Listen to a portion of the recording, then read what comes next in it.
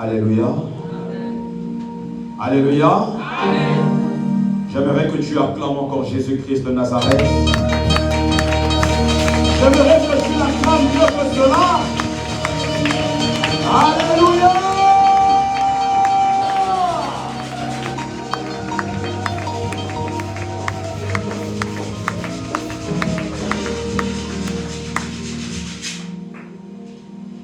Ton nom est si merveilleux, Jésus.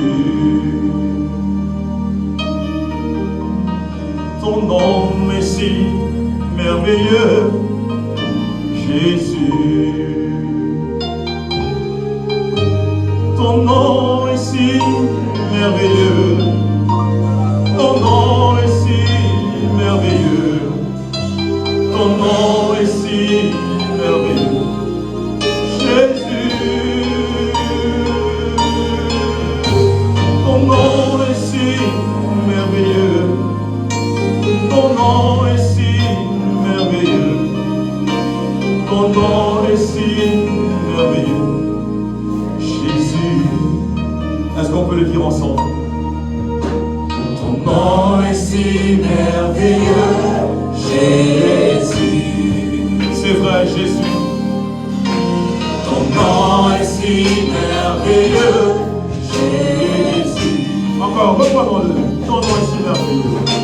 Ton nom est si merveilleux, Jésus.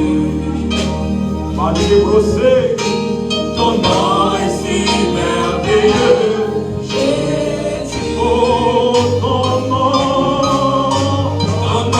est si merveilleux.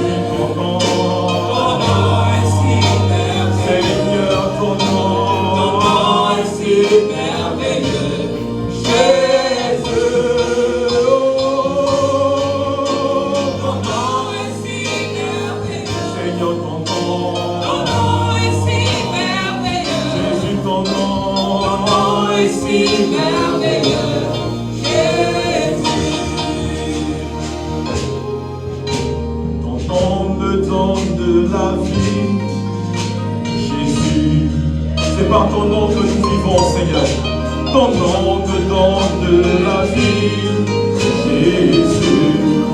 Oh oui. Ton nom me donne de la vie. Ton nom me donne de la vie. Oh, ton nom me donne de la vie, Jésus. Oh, ton nom me donne de la vie. Ton nom me donne de la vie, Seigneur. Ton nom me donne de la vie. Ton nom me donne de la vie, Jésus. Seigneur, ce matin, grande est ma joie de me tenir en ces lieux.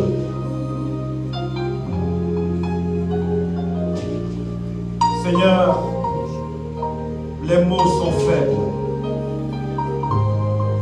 Car aucun mot de ce que je pourrais dire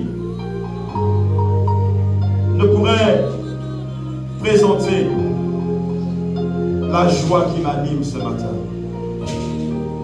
Seigneur, être dans ta présence vaut mieux que 1000 ailleurs. Tu es celui qui sait nous aimer avec nos péchés, avec tous nos défauts, parce que tu t'appelles amour. Personne, Seigneur, ne peut t'égaler, parce que tu es le vrai Dieu.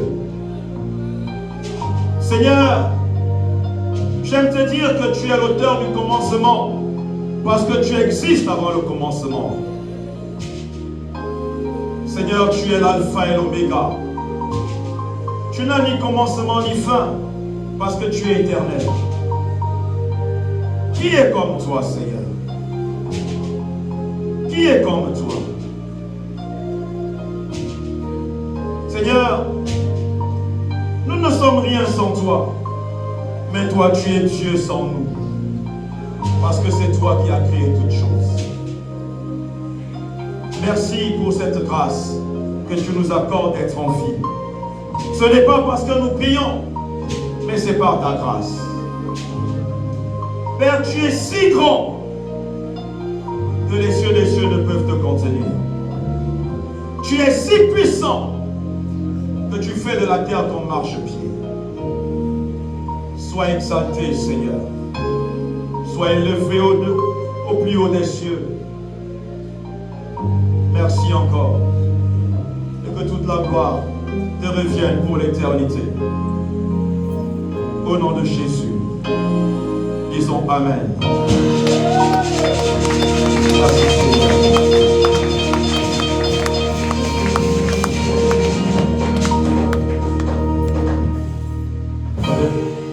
Prenez place, soyez, j'aime dire, soyez puissamment bénis au nom de Jésus-Christ de Nazareth. Alléluia. Vous savez, moi j'aime aller chez les anglophones parce qu'ils sont... Et quand je leur dis souvent, vous êtes puissamment bénis au nom de Jésus, ils ont une manière de crier Amen qui m'effraie même moi-même. Alléluia. Donc ce matin, je suis très honoré d'être là, très heureux, très content. Je bénis le Seigneur pour notre mère, la prophétesse Sylvie, qui a bien voulu me faire confiance en me demandant de venir partager ces quelques mots avec vous. J'étais en train de préparer une campagne d'évangélisation qui s'est déroulée dans tout le Gabon. Je ne sais pas si vous êtes informé de cela. Dans les 8 provinces du Gabon, hormis l'estuaire, organisée par un organisme américain. Et j'ai été le seul sélectionné dans la province du Wellington. Parmi les autres, non. Je ne sais pas pourquoi, mais j'ai béni le Seigneur pour cela. Et quand j'ai appelé maman pour dire maman, j'ai été sélectionné pour aller à Maputo, prêcher l'évangile. Elle m'a dit, tu viens prêcher à la maison quand? Je lui ai dit, maman, j'ai envie de venir, mais je ne peux pas me présenter un matin et dire, je suis venu prêcher. Et quand je suis rentré, je devais me rendre ici, à Libreville, pour un séminaire. Et je lui ai dit, maman, je serai à Libreville pour un séminaire, mais je vais passer le culte de dimanche chez toi, parce que je clôture le séminaire en après-midi. Elle m'a dit, est-ce que tu peux venir prêcher? Je dis, je ne peux pas dire non à ma mère. Je ne peux pas, même si j'avais un autre programme, si ma mère me dit, viens, je vais toujours venir. Et voilà pourquoi je suis là ce matin parmi vous. Et je ne suis pas venu seul, je suis venu avec un fils. C'est un évangéliste aussi. Il a une histoire extraordinaire avec le Seigneur. Parce que quand je l'ai connu, c'était un bouddhiste. Et il se moquait de moi quand je venais lui prêcher l'évangile dans sa maison. C'est un gendarme et Dieu nous avait envoyé d'aller prêcher l'évangile dans le camp de gendarmerie à Oyem. Et quand moi j'arrivais, je prêchais l'évangile, le gars prenait sa télécommande, il zappait la télé, Et lorsque je repartais, il disait à sa fiancée que laisse-moi ça. Ton pasteur là, il a les fétiches. Tout ce que tu viens de dire, que non, vraiment le Saint-Esprit, il laisse. Il a une bouteille sous son lit que vous n'avez jamais vue. Je ne sais pas si un jour il est rentré dans ma chambre et il allait jusqu'à mon lit. Il dit, et il a une bague qu'il ne vous montre pas. Oh, je ne sais pas si un jour j'ai déjà mis une bague, si ce n'est mon alliance. Alors je vais dire à sa fiancée, va lui dire que je l'invite. Vous étiez encore en cellule à la maison. Vous n'avez pas encore commencé l'église où maman est venue. Vous étiez en cellule. Je dis, va lui dire que je l'invite vendredi au temps de prière. Par la grâce de Dieu, il s'est levé, il est arrivé. Et quand il est arrivé, il était assis quelque part dans le salon. On avait transformé le salon, c'était maintenant un lieu de culte. Et pendant la prière, le Saint-Esprit allait le secouer là où il était. Personne ne l'a touché. Il a commencé à crier seul. Crier tellement fort qu'il étouffait tous les autres. J'ai dit aux gens, laissez-le. Le culte est terminé, il est parti chez lui. Je lui ai dit, dimanche, je veux te voir ici. Il est revenu dimanche, il était assis au fond de la salle. Nous étions en train d'adorer. Il n'y avait pas les... Nos instruments à l'époque, c'était les bidons. Les bidons. Quand maman est venue, elle a vu que l'église, c'est quand même... Mais c'était les bidons. On tapait les bidons. C'était Léo que vous avez tous connu ici. C'était lui qui tapait les bidons avec son petit frère Jérémie aussi que vous avez connu. Et pendant ce moment d'adoration, le Saint-Esprit allait le saisir. Il a commencé à crier seul, à pleurer. Il s'est mis à genoux, il a marché à genoux jusqu'au pupitre. Et il a crié, je veux donner ma vie à Christ. C'est depuis ce jour-là qu'il est là. Il a failli mourir après cela parce que le Bouiti s'est réveillé dans sa vie. Il a failli mourir. Les gens lui ont dit, voilà l'église où tu pars là. Allons-y à Mivoul, parce que Mivoul c'est le fief. Allons à Mivoul, il a dit non. Le Jésus que j'ai croisé là, il est en train de restaurer ma vie. Il est ici en ce moment et il est en train de commencer une cellule, là où il habite, au niveau du PK11, c'est ça? Parce que je lui ai dit, tu es un homme de Dieu, implante le ministère au PK11. Donc le ministère est aussi en train de s'implanter encore au PK11. Alléluia. Je suis aussi content de voir ma fille, elle est quelque part là-bas, Laurie. Voilà. Je l'appelle mon bébé. Elle aussi, elle a une histoire merveilleuse avec le Seigneur. Elle est venue, je l'ai prêché l'évangile dans sa maison. Elle était petite. Vous savez que je suis évangéliste, donc moi je prêche l'évangile. Je vais dans les maisons, je prêche l'évangile. Et je l'ai trouvée dans sa maison. Elle était catholique à 500%. Je lui ai prêché l'évangile. Elle m'a dit, je vais te suivre. Elle m'a suivi et elle va me dire un jour, je cherchais même quoi l'église catholique. C'est ce qu'elle va me dire un jour. Et elle s'est approchée au Seigneur jusqu'aujourd'hui et ça me fait plaisir parce que je suis les cultes. Hein. Depuis OIM, je suis les cultes et je la vois. Je dis Seigneur merci parce qu'elle est toujours dans ta présence. Alléluia. Et je suis aussi content. C'est vrai d'être ici, mais je suis encore doublement content. Parce qu'il y a une gloire que j'ai vue quand je suis rentré. Ça fait me faire couler, même là maintenant je peux couler.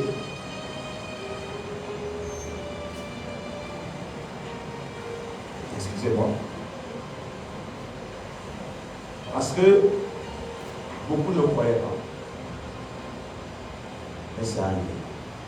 Et quand je l'ai regardé comme ça, avec insistance. J'ai dit, Vanessa. Merci Seigneur. Merci Seigneur pour cette gloire. Alléluia. Est-ce qu'on peut l'acclamer? Acclamons le Seigneur. Amen. Vous savez, il n'est pas toujours facile de venir prêcher chez son leader. C'est compliqué. Parce qu'il faut dire qu'est-ce que je vais dire qu'elle n'a pas encore dit. Alléluia. Est-ce que je vais bien dire? Est-ce qu'elle ne va pas me dire que mais qu'est-ce que tu es venu faire là? Que le Seigneur fasse grâce. Donc nous allons ouvrir nos Bibles dans le livre des Actes des Apôtres, chapitre 5. C'est un passage que tout le monde connaît, que tous les chrétiens connaissent, du moins les lecteurs de la Bible. Actes chapitre 5, verset 1er au verset 11. Tenons-nous debout pour honorer la parole. Dans le livre d'Actes des Apôtres, chapitre 5, du verset 1 au verset 11. Mais un homme nommé Ananias, avec Saphira sa femme, vendit une propriété et retint une partie du prix. Sa femme le sachant, puis il apporta le reste et le déposa aux pieds des apôtres. Pierre lui dit, Ananias, pourquoi Satan a-t-il rempli ton cœur au point que tu montes au Saint-Esprit et que tu aies retenu une partie du prix du champ? S'il n'eût pas été vendu, ne te restait-il pas?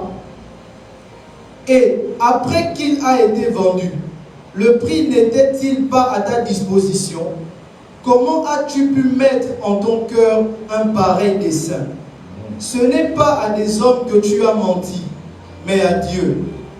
Ananias, entendant ces paroles, tomba et expira.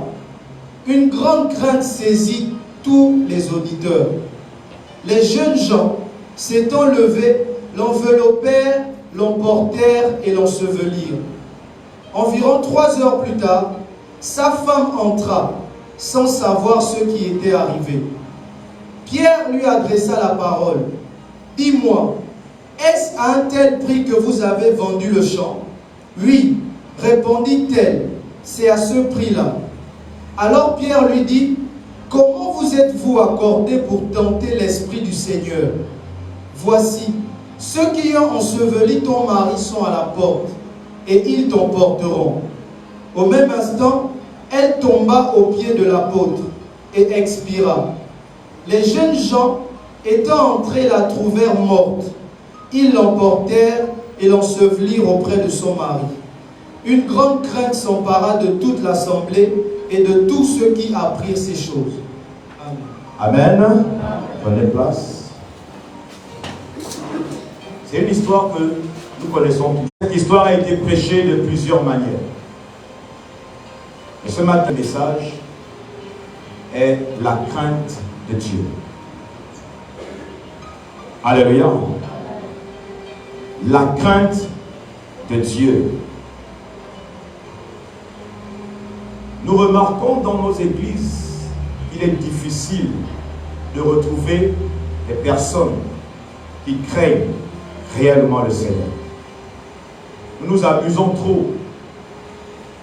Hier où j'ai prêché, j'ai dit arrêtons de blaguer avec Jésus. Nous avons trop blagué. Le Seigneur me disait en novembre dernier que 2025 ne sera plus pareil. Et si moi, il s'adressait à moi, si moi je traîne, lui il ira. Et j'ai dit à l'église, celui qui va traîner, je le laisse traîner. Parce que moi je veux avancer. J'ai trop retardé. Je ne devais pas être là. Parce que j'ai trop retardé avec le Seigneur. J'ai reçu beaucoup d'opportunités d'aller à Sao Tomé, d'aller en Guinée équatoriale, d'aller partout. Mais j'ai retardé. Parce qu'il fallait occuper des choses, des gens. Et ça m'a retardé. Et nous trouvons beaucoup de personnes. Ils sont à l'église, ils chantent, ils prêchent, ils prient. Mais en eux, il n'y a pas la crainte de Dieu. C'est l'histoire d'Ananias et Saphira. Ananias et Saphira n'étaient pas inconnus auprès des apôtres. Non. Ils étaient avec les apôtres, ils priaient avec les apôtres, ils communiaient avec les apôtres. Mais qu'est-ce qui va se passer? L'apôtre nous dit que on amenait les biens, on les déposait aux pieds des apôtres et les apôtres redistribuaient aux nécessiteux. Alors, Ananias et Saphira, parce qu'ils voulaient plaire aux apôtres, ne cherchons jamais à plaire à un homme. Alléluia. j'ai toujours dit, si tu veux que l'homme t'élève, attends-toi à ce que cet homme te rabaisse. Parce que lorsque l'homme t'a élevé, c'est le même homme qui viendra te rabaisser. Mais quand Dieu t'élève, personne ne peut te rabaisser si ce n'est toi-même. Alors ils ont voulu plaire aux apôtres. Et les deux se sont entendus, monsieur et madame, à la chambre. Comme on dit souvent que le couple, c'est à la chambre qu'on règle tout. Bon, chérie, on va aller vendre le terrain. Ensuite, on ira mentir aux apôtres. Donc, si on pense qu'à 5 millions, on amène 750, on va dire non, le temps était difficile. Et ils sont allés vendre leur terrain. Ils ont pris l'argent, ils ont caché. Ananias arrive devant les apôtres. Puisque c'est l'homme qui doit toujours aller affronter, parce que c'est lui l'homme. La femme va venir seulement soutenir que c'est... Non, c'est ça. Et l'homme arrive. On va lui poser la question, est-ce à ce prix-là? À cette question, il devait réfléchir. Parce qu'il devait se dire, mais pourquoi il demande, est-ce à ce prix-là? Puisque j'étais seul avec mon épouse, personne n'était là pour nous épier, pour voir, pour entendre. Mais comment ils vont poser la question de savoir, est-ce à ce prix-là? Et ce qu'Ananias et Saphira ignoraient, c'est qu'il y a celui-là qui s'appelle Jéhovah Shammah, qui est toujours présent. Il est toujours là. Peu importe là où tu vas aller te cacher, peu importe là ce que tu vas dire dans le secret, la Bible dit, son oreille n'est pas trop dure pour entendre. Ils ont oublié qu'il était là et qu'il entendait tout. Et c'est lui qui va révéler au Saint-Esprit, aux disciples. Une fois, j'étais encore à Libreville avant que je ne sois affecté dans le Wellington. Et une maman va venir en entretien. Oh, homme de Dieu, je vais m'entretenir, voilà, voilà. Je dis, assieds-toi. Elle va commencer à parler. Pendant qu'elle parlait, je dis, Saint-Esprit, dis-moi réellement, est-ce la vérité ou le mensonge?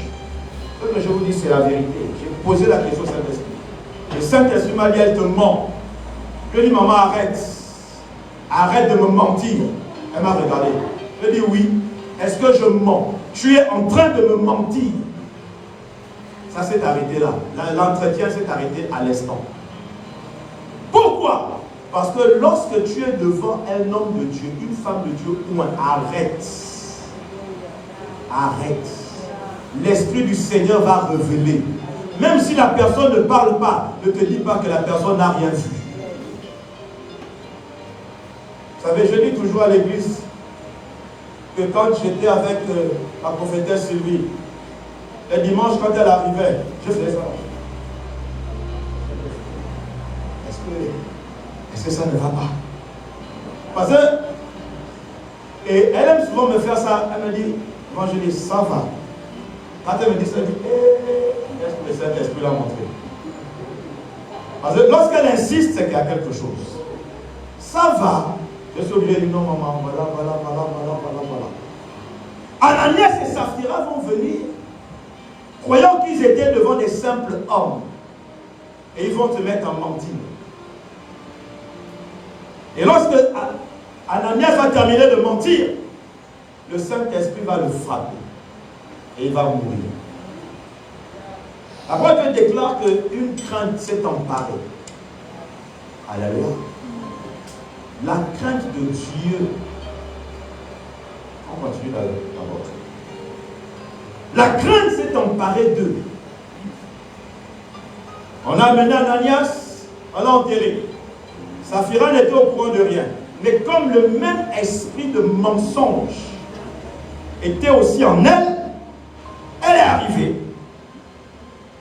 Elle ne s'est même pas posé la question de savoir, mais mon mari est où? Non, elle avait déjà été aveuglée par cet esprit-là. Elle arrive, on va lui poser la même question. Est-ce à ce prix-là? Elle devait réfléchir 2 fois. Le mari devait réfléchir 1 fois, mais elle 2 fois. Pourquoi 2 fois?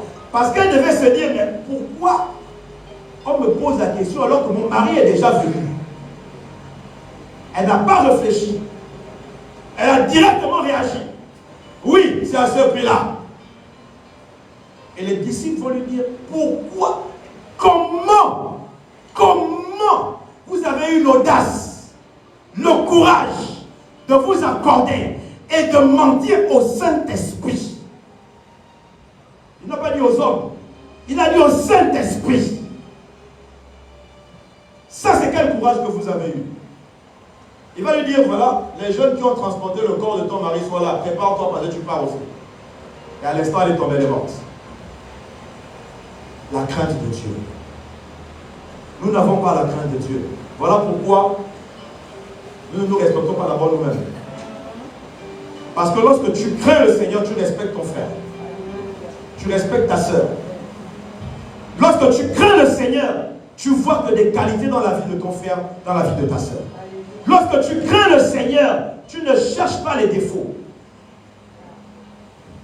J'aime dire à l'église que nous passons notre temps à fouiller les défauts dans la vie des autres. Jésus passe le temps à chercher les qualités. Et nous faisons le contraire. Alléluia. Nous faisons le contraire. Parce que nous voulons dire qu'alors, c'est moi. Moi je suis. Moi. Le moi là qui nous tue là. Moi.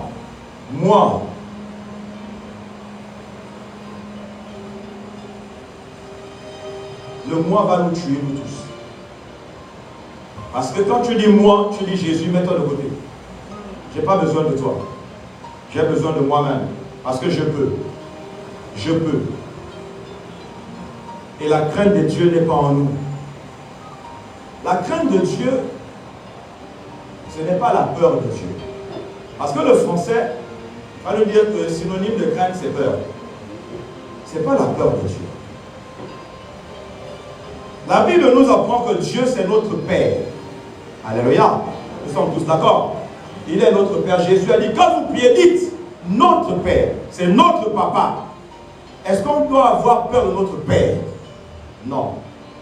Mais qu'est-ce qu'on doit faire? On doit respecter notre Père. La crainte de Dieu, c'est le respect de la personne de Dieu. C'est le respect de l'autorité qui est établie. C'est la révérence que l'on doit porter à Dieu. Ce n'est pas la peur. Donc si tu n'arrives pas, parce qu'il est facile pour nous de dire non, vraiment j'adore le Seigneur, j'aime le Seigneur. Je pose souvent la question, genre, est-ce que tu as déjà vu le Seigneur une fois? Tu ne l'as jamais vu. Alléluia. Bon, les anges, on voit les anges. Moi j'ai déjà vu les anges. C'est la grâce que Dieu m'a faite. J'ai vu 2 anges. Il dit, mais le Seigneur, on ne l'a jamais vu. Mais pourquoi tu dis, j'adore le Seigneur, mais tu n'aimes pas ton frère? C'est du mensonge. Parce que pour aimer le Seigneur, tu dois aimer ton frère. Et tu dois avoir du respect. La crainte de Dieu est l'une des conditions pour accéder à la gloire. En septembre dernier, je suis allé me reposer. J'ai fait 2 semaines. J'étais à Makoko avec mon épouse, recevais ses salutations. Et le pasteur de l'église où j'ai communié m'a demandé de prêcher le dimanche qui suivait. J'ai dit ok. Et en prêchant, j'ai posé une question à l'église. J'ai dit à l'église, qui veut être utilisé par le Seigneur dans le domaine du miracle? Tout le monde a levé les mains. J'ai dit waouh. Ensuite, j'ai dit, qui a besoin de mariage? Alors là, c'était la fatale. Les 2 mêmes étaient debout. Parce qu'on veut le mariage. J'ai dit, waouh! J'ai dit, mais je suis désolé. Pour le mariage, vous êtes au mauvais endroit. Parce que ce n'est pas l'église qui fait les mariages. Les gens m'ont regardé comme si j'avais dit une obscénité. J'ai dit, ouais. On nous a trop accusés qu'on arrange les mariages des gens. J'ai dit, ce n'est pas l'église qui arrange les mariages. Si tu veux que le Seigneur te bénisse dans le domaine du mariage, implique-toi dans son œuvre. Et C'est ce que je leur ai dit. Implique-toi dans son œuvre. Mets toute ta force, ton énergie dans son œuvre. Mets toute ta force. Et tu verras comment le Seigneur te bénira au-delà de ce que tu peux penser ou même imaginer. Et les gens se diront que, ah, mais, non. C'est à cause de cela. À beaucoup, les gens croient que... D'abord, les gens croyaient que ce n'était pas moi le leader du ministère. Ils disaient, non, comment... Lui là, à peine il a commencé, il est déjà à ce niveau-là. Ils croyaient que ce n'était pas moi. Je leur ai dit, c'est moi le leader, je vais vous amener ma mère. Elle viendra vous. Et comme moi aussi est arrivé, elle a dit, je suis fier du travail que tu es en train d'abattre et tout, et tout, et tout. Avec certains hommes de Dieu qui étaient là. Il dit, c'est moi le leader du ministère. Je lui ai dit, mais comment en si peu de temps tu es déjà à ce niveau-là? Il dit, parce que quand c'est pour Jésus, j'ai dit à ma femme, je préfère avoir des problèmes avec toi. Parce que si on a des problèmes, le Seigneur viendra régler. Mais si à cause de toi, je ne l'ai pas avec lui, qui va régler ça? Donc quand c'est lui, je me mets corps et âme. Je travaille pour lui. J'ai dit à l'église, 2025, vous allez me chercher. Parce que je ne serai pas avec vous. Dès que Jésus y va là-bas, je fonce. Même si je fais 2 mois. J'ai fait 1 semaine à Makoko. Je suis arrivé. Depuis là, je ne prêche plus à l'église. Tout le mois de mars là, ils ont fait leur programme. Je ne prêche plus à l'église parce que je ne suis pas pasteur. Je suis évangéliste. Et je dois faire mon travail. Lorsque tu crains le Seigneur, tu sais qui tu es. Tu sais ce à quoi Dieu t'appelle. Tu ne fais pas parce qu'il faut faire. Mais c'est quand tu ne crains pas que tu te cherches. Tu es à gauche, tu es à droite, tu veux faire comme l'autre a fait. Comme tu as vu que, ah non, comment le frère Emelin quand il joue au piano, bon, je suis pianiste maintenant. Mais ce n'est pas ça. Tu veux connaître la gloire. C'est la crainte de Dieu qui t'amènera à la gloire. C'est tout. Tu peux jeûner matin, midi et soir. Si tu ne crains pas le Seigneur, il n'y aura rien. Tu vas maigrir pour rien. Tu vas faire la grève de la faim. Tu peux prier pendant 3 mois, 4 mois. Tu n'es qu'en prière tous les jours. S'il n'y a pas la crainte de Dieu, ça ne sert à rien. Tu t'épuises pour rien. Fais autre chose. Fais autre chose. Alléluia. Ce n'est pas le fait d'être à l'église qui va dire que tu crains Dieu. Il y a des gens qui viennent à l'église juste pour venir voir comment l'autre s'est habillé. Alléluia. Est-ce que c'est faux? C'est la vérité. Les gens qui viennent à l'église juste pour voir s'il a mené la même tenue le dimanche dernier. Ah, mais lui aussi, le même costume. Donc il n'a pas d'autre. C'est ton problème. Est-ce que c'est ton problème? C'est pas ton problème. Je me rappelle, c'est ici où l'épouse du prophète Zogo nous avait dit qu'elle avait son sous-vêtement, elle attachait ça. Je ne sais pas si les gens se rappellent encore de cela. Elle attachait ça. Elle avait un seul, quand elle était en Éthiopie, elle avait un seul sous-vêtement. Ça se déchirait tellement qu'elle attachait. Alléluia. Pourquoi? Parce que je dois aller servir mon Dieu. Donc, je suis mal habillé, ce n'est pas ton problème. Mais si je sers bien mon Dieu est content de moi. Je ne dis pas de ne pas bien s'habiller. On doit s'habiller pour la gloire de notre Dieu. Alléluia. Ah, pourquoi? Mon chef à OIM, un jour il vient au boulot, il dit aux autres, où es-tu? Il a peut-être 20, 25, 30 costumes chez lui là-bas. Je dis, ouais, j'ai fait ça pour la gloire de mon Dieu. Je dis, si toi tu ne mets pas les costumes, ça n'engage que toi. Moi je m'habille pour la gloire de mon Dieu. Amen. Je ne fais pas ça pour aller plaire aux hommes. Amen. Voilà, donc dis ce que tu veux. Parce que vous voyez qu'aujourd'hui j'ai bien costume, demain quand je vais travailler, j'ai encore un autre. Après, j'ai un nouveau qui n'a jamais vu. Il dit, non mais toi tu fais comment? Je dis, oui, c'est pour la gloire de mon Dieu. Amen. La crainte de Dieu. Regardez, tu ne peux pas dire je crains Dieu si tu ne respectes pas celui qui l'a mis devant toi. La crainte de Dieu commence par le respect de celui qui l'a mis devant toi. Si tu ne le respectes pas, ce n'est pas Dieu que tu vas respecter un jour. Tu ne vas jamais craindre Dieu. Parce que tu dois commencer par comprendre que la personne qui est devant moi est rempli de l'Esprit de Dieu, même si moi aussi j'ai l'Esprit de Dieu, je dis à l'Église que la différence entre le peuple et l'homme de Dieu, c'est la grâce qu'il a que vous n'avez pas. On a tous le même Saint-Esprit.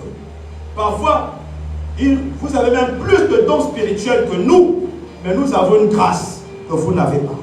C'est cette grâce-là qui fait que lorsque tu as un problème terrible, tu as tous les 9 dons de l'esprit, tu n'arrives pas à régler le problème. Mais une fois que l'homme de Dieu arrive, la femme de Dieu arrive, il prie, le problème est réglé. C'est la grâce. Voilà pourquoi nous devons craindre. Nous devons les respecter, les honorer. Ce n'est pas seulement dire non. Tu dois avoir une manière de t'adresser à celui qui est devant toi.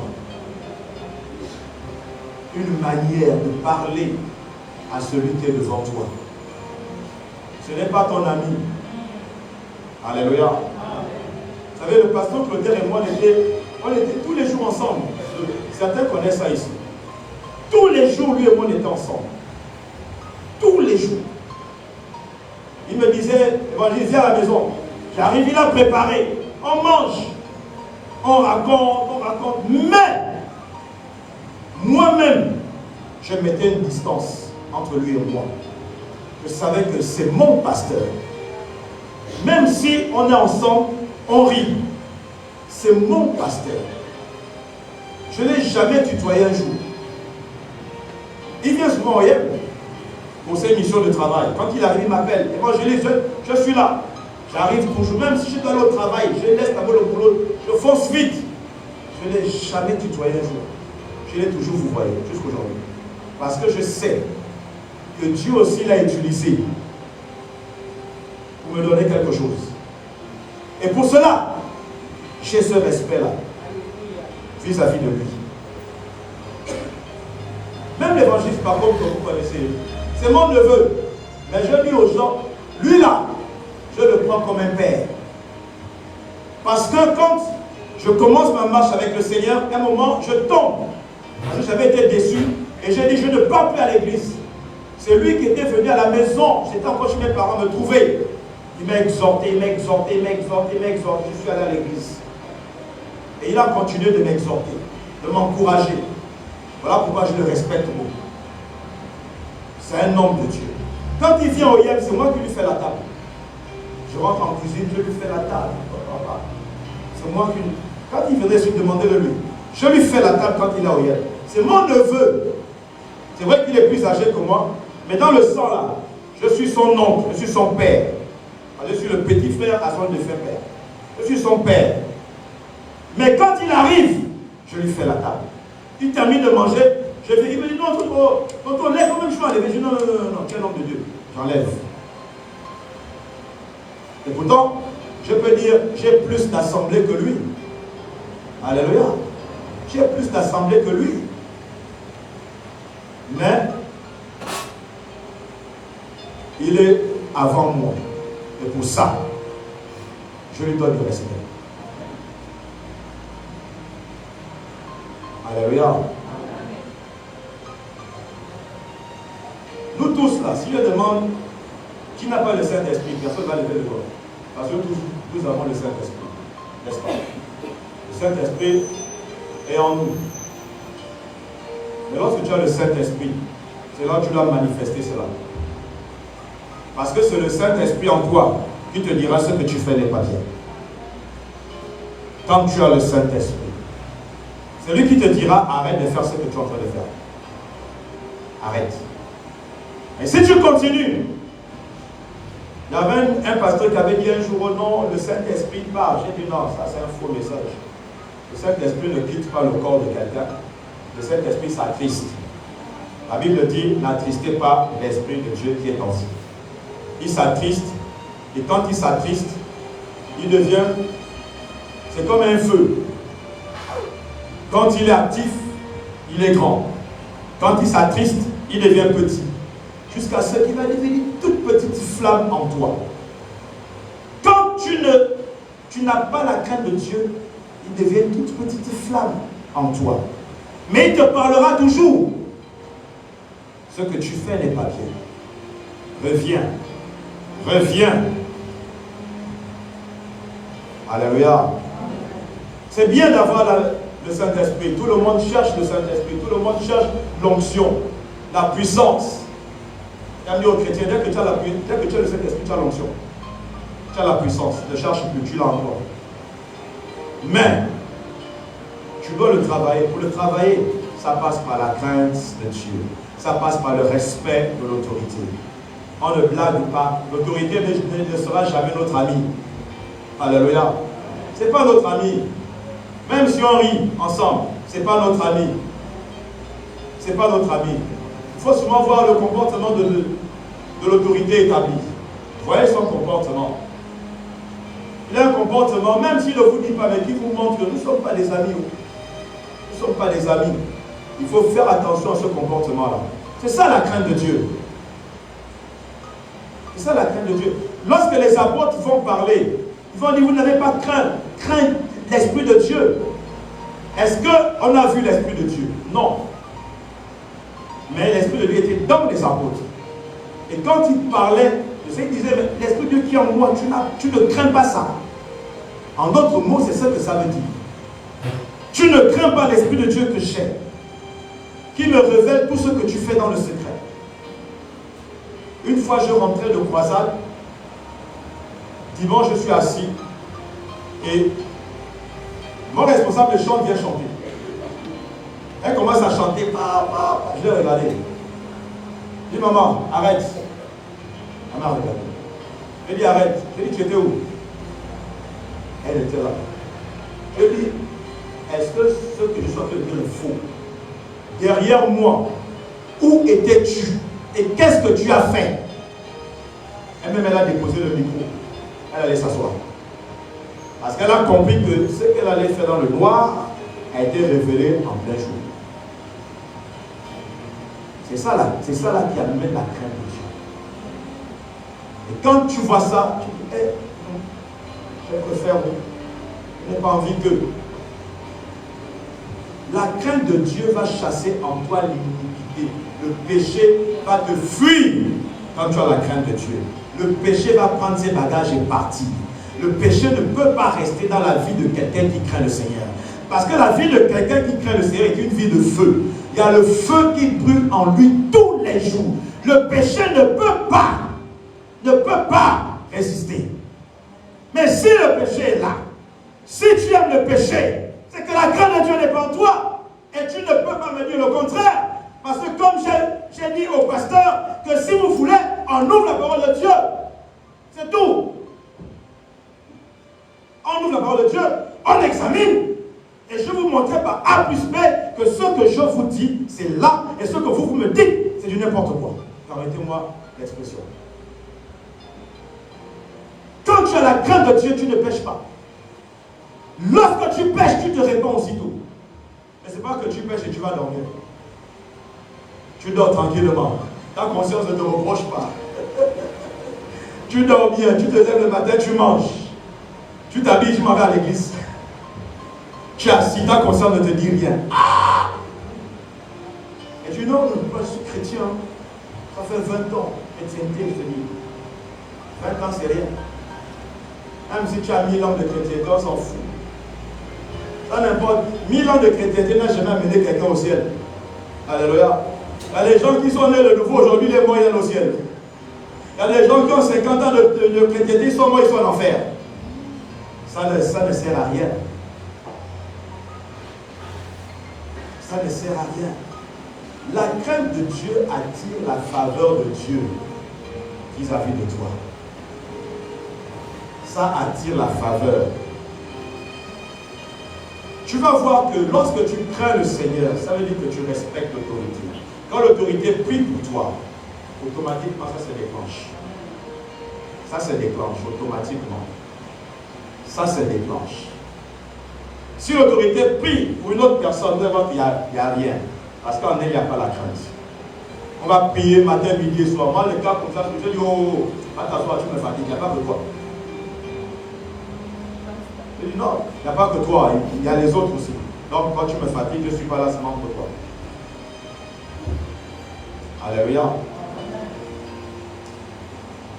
La crainte de Dieu amène la protection divine autour de toi. Qu'est-ce qu'après Dieu déclare dans le livre des Psaumes? L'ange de l'Éternel campe autour de qui? Il ne campe pas autour de ceux qui ne le craignent pas. Ce n'est pas parce que tu es devenu chrétien que l'ange de l'Éternel campe autour de toi. Non. Si tu ne crains pas, tu ne camperas jamais autour de toi. Parce qu'il campe autour de ceux qui craignent Dieu seulement. C'est autour de ces personnes-là. Quand on lit la parole de Dieu, il faut bien comprendre ce qui est écrit. Autour de ceux qui craignent Dieu uniquement. C'est là où l'ange de l'Éternel campe. Campe pas autour de tout le monde. Si tu croyais qu'il campe autour de toi aussi, parce que tu ne crains pas Dieu là, revois ça, revois ça. Parce qu'il campe autour de ceux qui craignent Dieu uniquement. Pas tout le monde. Alléluia. Voilà pourquoi vous allez voir que on commence tous ensemble, mais après, il y a certains qui se détachent, les autres qui avancent, ils commencent à grandir, ils commencent à faire des choses. Toi, tu es au même niveau et tu commences à dire, oh non, moi, ne m'aime pas ici là. Oh, ça, c'est quelle église? Il n'y a pas Dieu dedans. Il y a Dieu dedans. S'il n'y avait pas Dieu, une fois j'ai dit ça, j'ai dit, oh, hier, c'est pas toi qui étais venu dire une chose pareille. Je lui ai dit, mon ami, s'il n'y avait pas Dieu ici là, il ne devait pas avoir les témoignages. Les gens ne devaient pas s'approcher. Parce que les gens qui s'approchent, ils disent, moi là, c'est là-haut, c'est là, c'est là. Ça veut dire que Dieu est là. Si toi, depuis 15 ans que tu es là, tu ne vois rien, c'est pas qu'il n'y a pas Dieu là. Dieu est là. C'est toi-même. Tu dois t'asseoir et t'examiner. Est-ce que je suis en conformité? Est-ce que quand tu crains le Seigneur, tu as des opportunités qui s'ouvrent devant toi? Parce que c'est Dieu qui touche les cœurs. C'est Dieu qui convainc. Tu as des opportunités. Ça arrive. Ça arrive. C'est vrai, ça suscite toujours la jalousie. C'est vrai. Mais ne t'occupe pas de ça. Partout où je passe, je dis, moi je suis comme un canard. Tu me verses de l'eau, je secoue même plus, j'avance. Ça veut dire que tout ce que tu as dit sur moi là, reste. Perds ton temps à parler de moi. Moi je m'en vais. Parce que je sais que devant là-bas, il y a quelque chose de meilleur que de rester là où on critique. Ah, c'est pas mon problème. Moi j'avance. J'avance et j'avancerai toujours. Tant que le Seigneur me permet d'avancer, j'avance.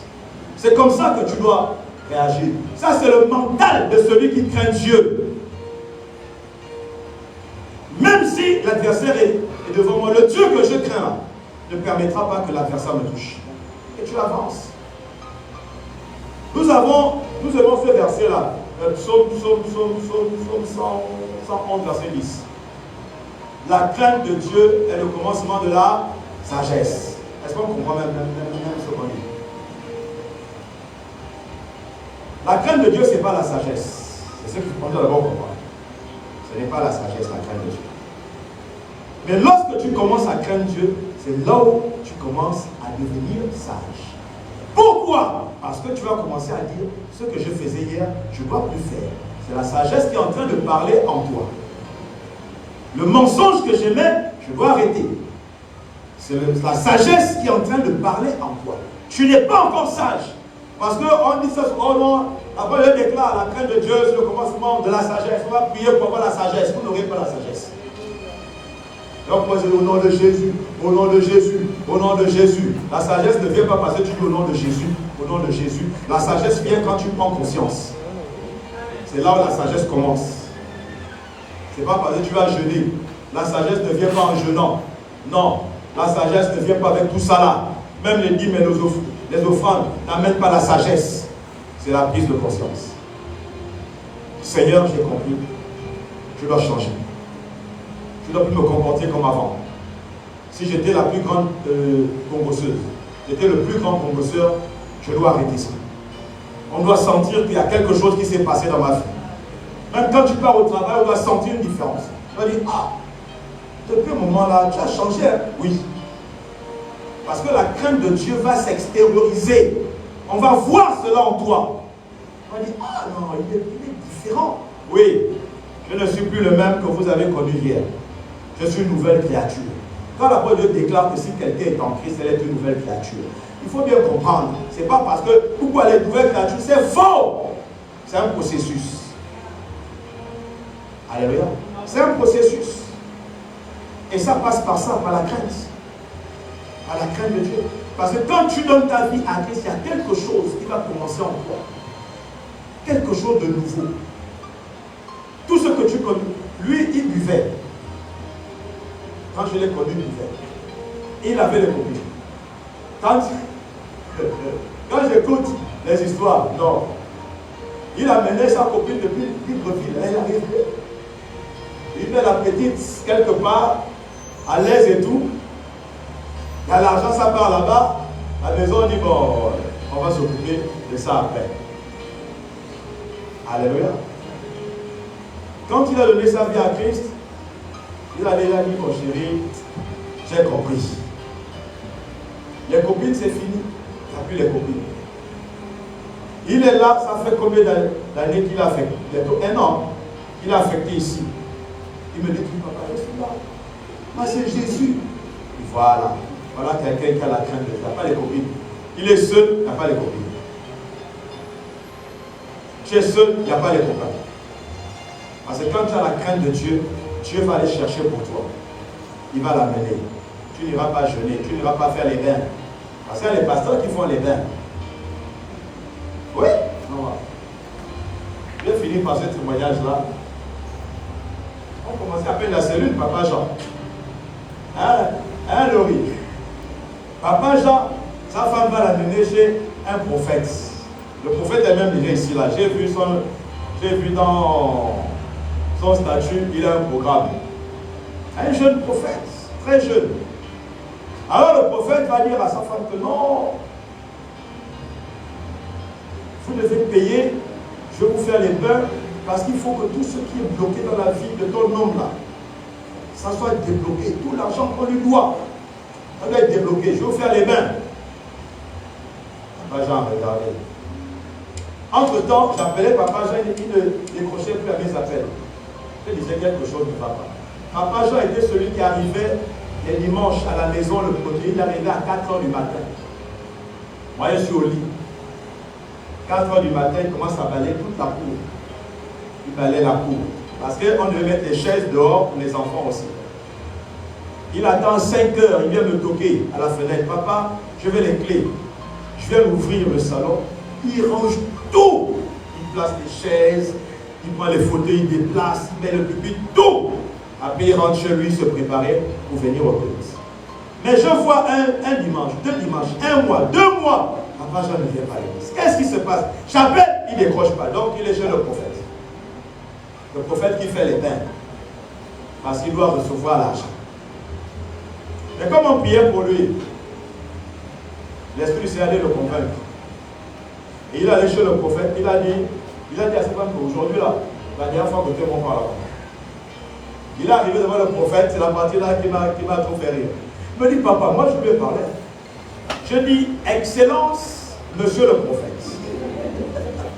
Il dit, le prophète, il dit, hein? Il dit, j'ai remarqué, depuis que je viens ici, tu n'as jamais ouvert la Bible. Que prophétie sur prophétie. Il dit, mon père m'a enseigné que toute prophétie s'appuie sur la parole de Dieu. Quand ta prophétie s'appuie sur quoi? Le prophète s'est fâché. Il dit, quoi? Va dehors, tu te mets à genoux, tu vas te repentir. Il dit, Excellence, monsieur le prophète, je vais me repentir que j'ai fait quoi à qui? Après, il dit, Excellence, monsieur le prophète, au revoir.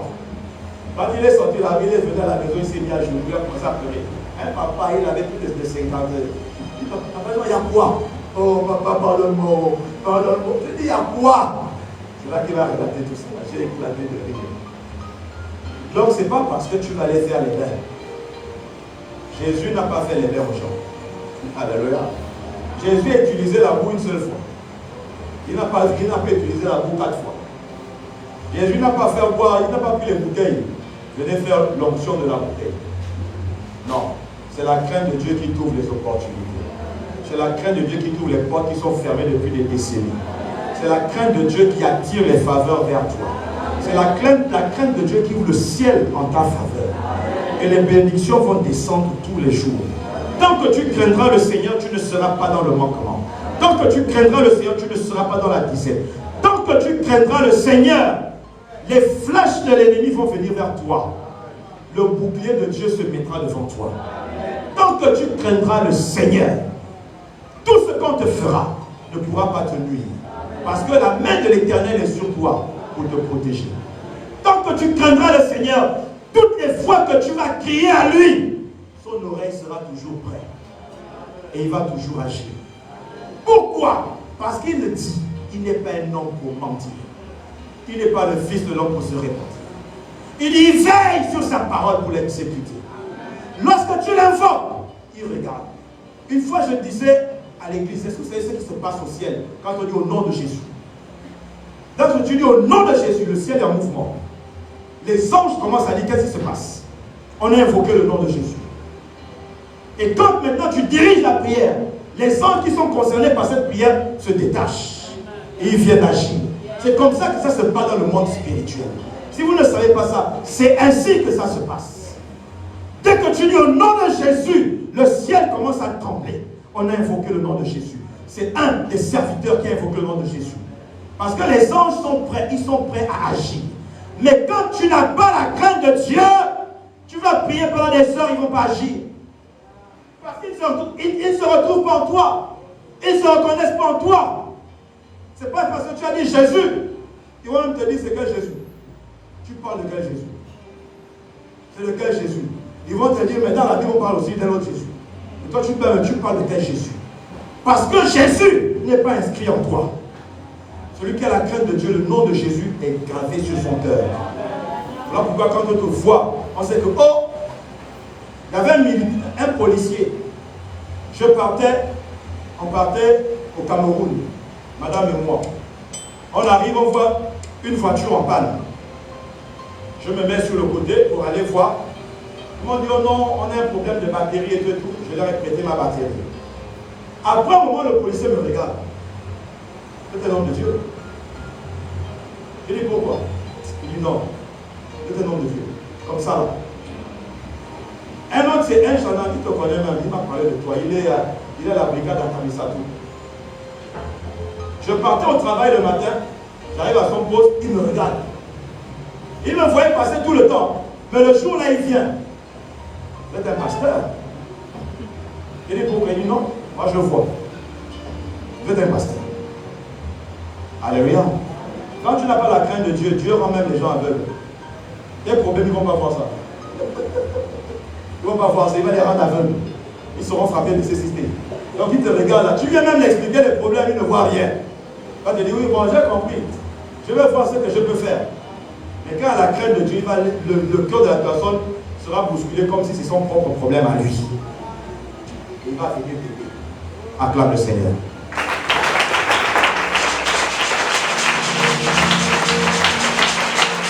Acclame encore le Seigneur, acclame le Seigneur. Voilà. À chaque fois que la carte de Seigneur se réunit. Acclame le Dieu tout-puissant. Il est le ressuscité. Il est le Dieu tout-puissant. Il est l'excellence même. Il est l'excellence. En dehors de lui, il n'y a point d'autre. J'aime dire aux gens, je suis passionné de Jésus. Je suis passionné de Jésus. Alléluia. Que le Seigneur vous bénisse abondamment. Que le Seigneur vous bénisse. Maman qu'il vous bénisse. Qu'il vous bénisse. Dans le nom puissant de Jésus-Christ de Nazareth. Okay. Donc, je voudrais faire un appel. Vous savez, nous croyons que nous sommes chrétiens. J'étais en train de prêcher l'évangile à un moment. Parce que à Oyem, j'ai dit à l'église que vous aimez prêcher dans les petites maisons. Moi, je prêche dans les grandes maisons. Quand je vois une grande barrière, c'est là où je vais pouvoir prêcher l'évangile. Et je suis rentré dans une grande barrière avec une maman de l'église. Nous sommes arrivés, il y avait 2 mamans. Je me suis présenté, je leur ai dit, je suis un chrétien. Je prêche l'évangile. Ils m'ont dit, papa, c'est toi. Catholique, baptisé, communié, confirmé. Elle m'a dit cela. Papa, moi je suis catholique, j'étais à Saint-Charles. Je dis, gloire à Dieu, maman, que le Seigneur te bénisse abondamment. Elle me dit, non, moi je suis baptisé, communié, confirmé. Je dis, que le Seigneur soit glorifié. Elle me regarde. Ensuite, j'ai ouvert ma bouche. Je lui ai parlé. Elle m'a dit, ton église est où? Parce que quand je lui ai parlé, je ne l'ai pas condamné. Mais je lui ai parlé de l'amour de Christ. Elle m'a dit, papa, ton église, tu pries où c'est? Comme ça. Tu viens à l'église. Ce n'est pas le fait de venir à l'église qui te montre que tu es en conformité avec le Seigneur. Nous venons à l'église, mais nous critiquons. Parfois même pendant que l'autre est en train de prêcher, tu es en train de critiquer. Alléluia. Et ce matin, le Seigneur aimerait se réconcilier. Aimerait que tu te réconcilies, voilà, avec lui. Parce que le Seigneur est prêt.